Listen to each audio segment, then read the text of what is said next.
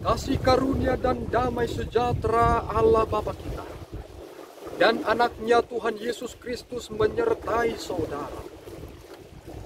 Amin.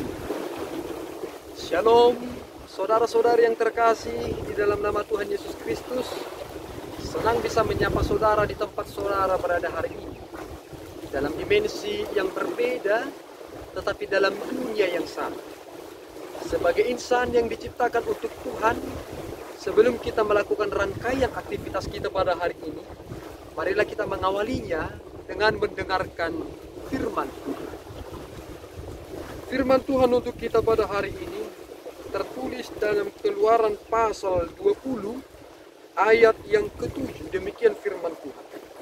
Jangan menyebut nama Tuhan Allahmu dengan sembarangan, sebab Tuhan akan memandang bersalah orang yang menyebut namanya dengan sembarangan.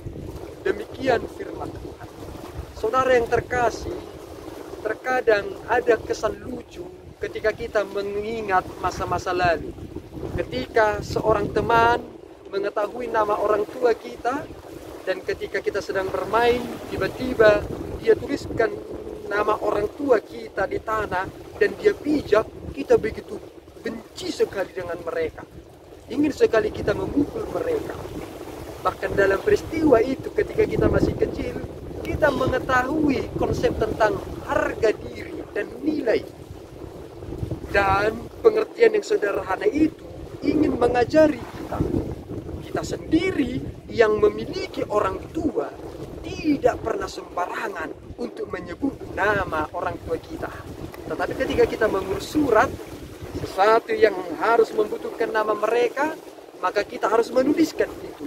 Itu juga bagian dari penghormatan, bukanlah bagian dari penjelekan atau penyelewengan atas nama tersebut. Saudara, jangan menyebut nama Tuhan Allahmu dengan sembarangan. Mengapa demikian? Karena nama Allah itu begitu kudus. Dia yang adalah ada dan akan terus ada, bersifat kekal. Dia tidak bermula dan tidak berakhir. Sehingga Allah berkata kepada Musa, "Aku adalah Aku." Dan dalam perjanjian baru dikatakan dalam bahasa Yunani, "Ego eimi." Aku adalah Aku.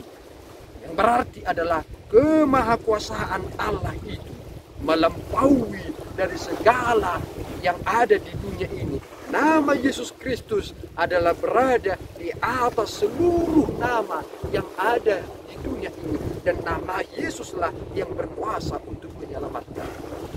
Sehingga, waktu kapankah kita boleh menyebut nama Allah?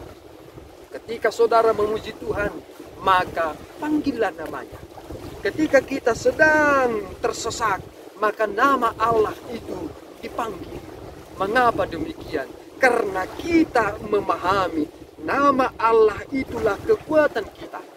Ada yang lucu juga dari antara orang Batak, ketika seorang ibu atau bapak berjalan dan ketika kaki mereka tergelincir, sontak mulut mereka langsung menyebut opung begitu. Mengapa mereka sontak mengucapkan demikian? Karena ucapan itu menjadi sesuatu yang alamiah dalam naluri mereka yang secara spontan keluar dari mulutnya. Sehingga tatkala nama opung mereka sering sekali disebutkan ketika mereka menghadapi sesuatu hal yang membahayakan nyawa mereka. Tetapi kita ingin ubah satu hal. Nama yang berkuasa dan kudus adanya adalah nama Allah. Sehingga jangan pernah mempermainkan nama Allah. Apalagi bersaksi atau bersumpah dengan mempergunakan nama Allah. Padahal sebenarnya saudara sedang berbohong. Tuhan tidak pernah bermain-main dengan namanya. Dan Tuhan akan berurusan dengan mereka yang menyalahgunakan namanya. Tuhan harus dimuliakan melalui namanya. Dan dunia harus tahu nama Allah dan Allah sendirilah yang maha kuasa itu. Tuhan memampukan saudara dan mari kita berhati-hati dalam mempergunakan nama Allah hendaklah Tuhan dimuliakan melalui hidup kita. Amin, kita berdoa.